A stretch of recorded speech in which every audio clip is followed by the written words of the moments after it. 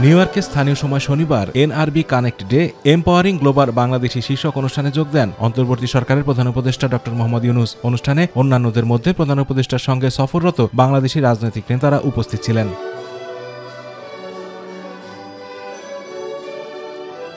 অনুষ্ঠানে দেশ ও জাতি পুনর্গঠনে প্রবাসী বাংলাদেশিদের সহযোগিতা এবং সক্রিয় অবদান রাখতে আহ্বান জানান প্রধান উপদেষ্টা। বলেন, জুলাই গণঅভ্যুত্থানের ফলে যে পরিবর্তনের স্বপ্ন দেখেছে জাতি, তা এগিয়ে নিতে প্রবাসী বাংলাদেশিদের ভূমিকা পালন করতে হবে। ছাত্ররা তাদের রক্ত দিয়ে যে সুযোগ সৃষ্টি করে দিয়েছে, সেটা শুধু একটি রাজনৈতিক সরকার পরিবর্তনের বিষয় ছিল না, এটা দেশের একটা পুনর্জন্মের বিষয়। সেই পুনর্জন্মটা হাতে খড়ি থেকে শুরু করে সামনে গিয়ে যাওয়া, পেছনের দিকগুলোকে আজকে যেগুলো আলাপ করলাম, দুর্নীতি ইত্যাদি, এগুলো কত জটিল চলে যাওয়ার কথা। এগুলো কোন জিনিস আর নতুন বাংলাদেশে যাতে প্রবেশ করতে না পারে সেই ব্যবস্থা। ওয়ালটন এখন দেশের সীমানা পেরিয়ে পৌঁছে গিয়েছে 50টিরও বেশি দেশে। ওয়ালটন, ঘরে ঘরে, বিশ্বজুড়ে।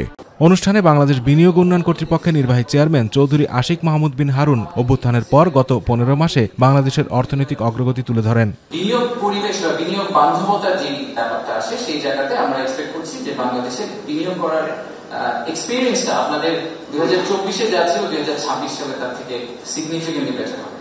বাট এই দুইটা আরো জিনিস আমি খুব এক্সাইটেড। বিডাকে রিস্ট্রাকচার করা হচ্ছে। বিডার যে অর্গানাইজেশনাল স্ট্রাকচার ছিল, এটাকে আমরা কমপ্লিটলি ঢেলে নতুন করে সাজাচ্ছি। ডিসেম্বরের মধ্যে এটা কমপ্লিট হয়ে যাবে।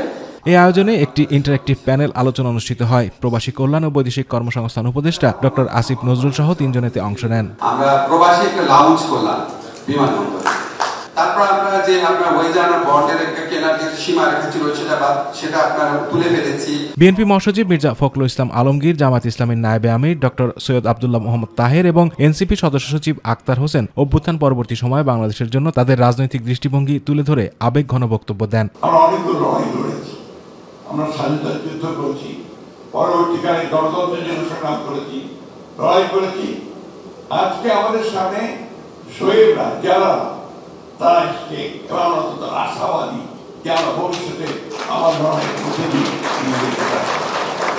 আগামীতে যারা নেতৃত্ব দেবে রাজনীতিতে এবং দেশ শাসন, তাদেরকে ইউথদের এই সেন্টিমেন্টকে রেসপেক্ট করে অগ্রসর হতে হবে, নতুবা তাদের জন্য বারবার জুলাই ফিরে আসবে। এই পর্যন্ত তারা বাংলাদেশে আর কাউকে প্রশ্নের মধ্যে রাখতে চায় না, সকলকে জবাবদিহিতার মধ্যে নিয়ে আসতে চায়। এই আয়োজনে শুভেচ্ছা নামে একটি মোবাইল অ্যাপের উদ্বোধন করেন প্রধান উপদেষ্টা, যা প্রবাসীদের প্রয়োজনীয় পরিষেবা, নির্দেশনা এবং বিনিয়োগের সুযোগ প্রদানের জন্য তৈরি করা হয়েছে।